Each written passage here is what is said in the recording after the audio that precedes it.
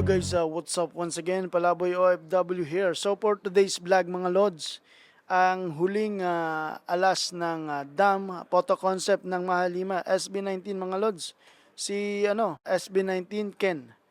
Ang Papa Ken natin mga lodi. So magbibigay tayo ng reaction dito sa photo concept ni Ken ng SB19 para sa incoming release nila ng dam. Okay? Para sa akin, ang photo concept dito ni Ken is ang mandirigma ng dilim. Isang kwento batay sa concept photo ni Ken ng SB19. Sa isang mundo ng anino at lihim, isang mandirigma ang tumatayo. Sa gitna ng kadiliman, hawak niya ang isang espada, ang talim nitong puno ng kasaysayan at sumpa ng mga naunang hari at mandirigma. Wow, grabe. Ang kanyang mukha ay may bahid ng lupa at dugo, tanda ng bawat laban na kanyang pinagdaanan. Siya si Ken, ang tinakdang tagapagligtas ng kanyang kaharian. Ngunit isa ring pinaghihinala ang sumpa ng mga matatanda. Sa bawat galaw ng kanyang kamay, ramdam ang bigat ng responsibilidad, isang digmaan ang paparating. At siya ang tanging pag-asa ng kanyang bayan. Ang kanyang kasuotan ay itim tulad ng gabing walang buwan. Ang kanyang tingin matalim at puno ng pangako. Sa kanyang paghawak sa espada, tila sumisigaw ang kanyang diwa.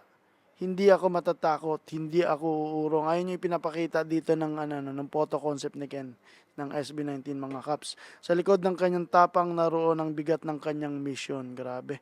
Iligtas ang mundo mula sa kadilimang nagsisikap.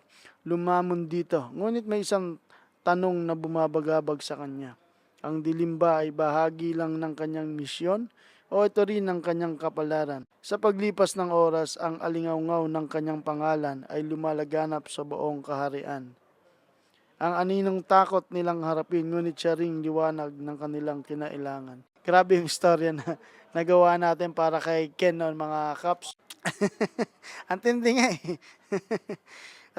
Kasi ayun yung sinasabi rito, sa larawan ni Ken ng SB19, 'di ba? Kaya isa siyang mandirigma, isang warrior, tunay na warrior mga kaps.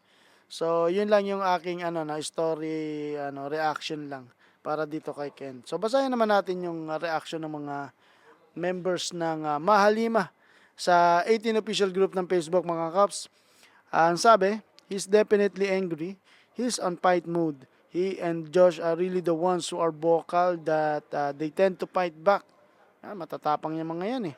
A warrior grips his sword tightly, eyes lock on the battlefield ahead. The weight of every battle pot lingers in his stance. Yet his resolve remains. With a deep breath, he steadies himself, ready to face whatever comes next. And the last warrior is up, ready to fight the battle. Be ready, for even the look in his eyes can make you turn to half. So, yun yung mga reaction ng ating mga 18 official group sa Facebook. So, ikaw mga lods, kapatid, anong masasabi mo sa photo concept ni Ken ng SB19 para sa dam release? Please comment down below. Yun lang po, Palaboy OFW here. Kasama natin si Rapi Sam Steele and Brian Pontanar mga kaps. Mabuhay!